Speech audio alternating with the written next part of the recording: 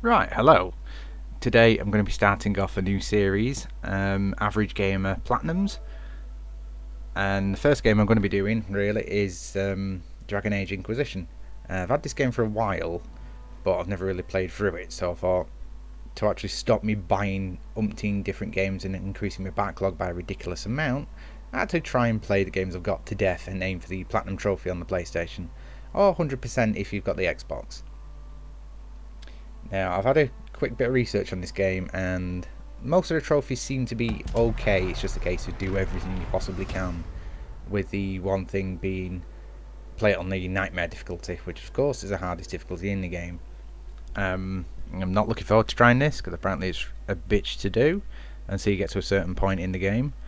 I have read there's apparently a Night Inquisitor, I think? I forgot. Night Enchanter, I think it might be, which is a subclass you get. I think there's 4 or 5 classes you can play as already, but when you get to a certain point you get a subclass for it. So like if you play a warrior, you can then be a champion or a templar and whatnot, and the mage has a subclass which I think is Knight Enchanter, thinking about it now, which by all accounts makes it a doddle to play through even on nightmare difficulty, because it's technically unkillable. But I didn't want to cheat really and make it too easy, so I've just gone for a standard stereotypical generic human male generic warrior. So I'll see how I get on with it. By no means great at these kind of games. I do like them, but not great, so we shall see how I get on.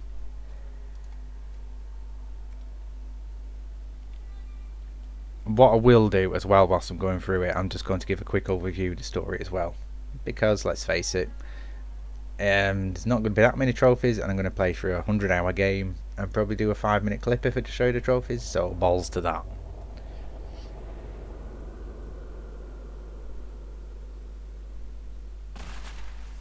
So apparently you start off by waking up in a cell with a glowing hand, which is tied to a later plot, I'm sure, and you're getting grilled / tortured by the woman out of Dragon Age 2, who's completely pointless if anyone's played it. Cassandra, I think she was called. Basically stood in a dark room for the entirety of Dragon Age 2, moaned at you, and then walked off at the end. And she's joined by Lalelulelo, or whatever her bleeding name is, out of Dragon Age Origins, who again is grilling you in a French accent. The conclave is destroyed. Everyone who attended is dead, except for you. Now, if anyone was eagle-eyed, you would have noticed at the beginning I didn't bother to update the game because I was sick of waiting for the patch to download. I wouldn't really advise that, but it seems to have updated it since, and my save game is still okay. I just got irritable waiting when it's a 40-minute download and just want to get started. So as the camera pans up, you'll see what the whole game is based around. Seemingly the whole Knights Templar and the Mages War that kicked off in number 2 was kind of bubbling under the surface in number 1. It has now kind of gone into all-out warfare and somehow has torn a hole in the sky, which leads to the Fade, which if anyone's a geek and played Dragon Age before will know that is where basically demons come from and where mages draw the power. I don't fully understand how that works, but that's what the lore is.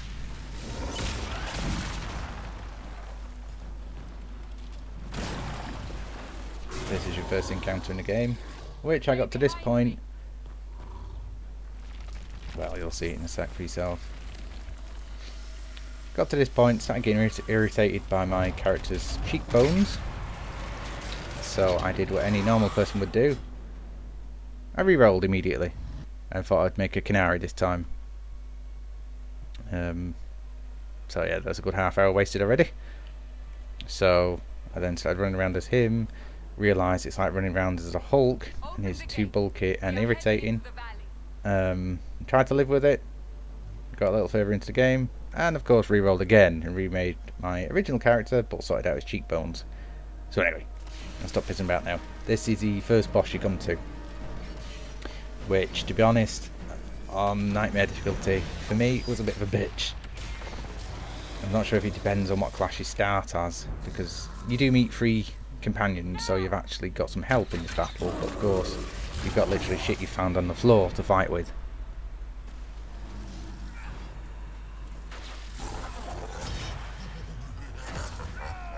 what you will notice if you look at the boss's health bar, it's got like these little grey / silver things, lines on his bar, which that means basically armour. And you need to get that off him before you can actually do any damage to him at all, which I didn't clock onto the first time around and got my ass kicked. Quickest, easiest way to do it, literally let your 3 other companions attack him, run round the back, the rift, the glowing thing in the sky, press X on that and you'll interrupt it. This won't happen, this is when you've actually killed it, but you'd interrupt it basically. He will then get stunned, fall on the ground, and his armour will all completely come off. So you can knock the crap out of him quick. Eventually it'll respawn and you have to do it again. The only trick is really if you get hit whilst you're trying to interrupt the rift, basically you'll have to do it again. So that's why it's just easier, just get the other 3 people attacking him, you run around the back as your main character because it has to be him with the glowing hand, and then you kill it. And that's the game really. I think that's over. You wake up the next day, everyone is saluting and bowing to you like you're the second coming of Christ. So they're all now happy, you've saved the world. They all dramatically stare around looking at a book. So what does La Lulelo do? She goes and does what any girl would normally do. Decides to go and play with her pigeons for a bit. Tell everyone the dramatic news that they found the book. Dwarf's probably thinking he's not pissed enough for this crap. Well, really, the first part of the game, there's not really that many trophies you can kind of get. It's because it's a very deep BioWare RPG. You're going to be looking at a very, very long time before you can get the platinum on it. Now, the first place you come to is the Hinterlands, and this is one of the first fights you get there when you're trying to liberate one of the first villages. First, you'll get a wave of mages come at you, which is a doddle. Second time, you'll get a wave of Templars come at you, which, as you can see, I was struggling to stay alive at this point. I did end up dying, but I'm not showing you here because it's embarrassing. What I did have to do to actually manage it was use the tactical camera. I think it's press R3 or L3, I forgot which one, which basically pauses it. You can give out instructions and orders to each of your party members.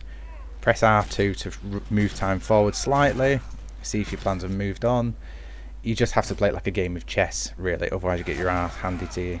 Later on, maybe when you get a bit more gear and everything, you might be able to just play it free play sort of thing. But for now, I'd recommend using this. I tried this fight 3 or 4 times, died. Used the tactical camera, did it very slowly. Of course, it took a 5-minute fight to 20 minutes, but I actually managed to do it. And it's all about really just getting the stuns in, knocking them over, distract the armoured bastards, and then kill the archers, because that's where most of the damage is coming through. And the armoured ones obviously take forever and a day to kill. And that's it. You show up like something out of Phantom Pain, full of blood. And that's it. I shall be doing part 2 soon. So yeah, thanks for watching guys, and I shall see you on the next part. You must be the one they are calling the Herald of Andraste.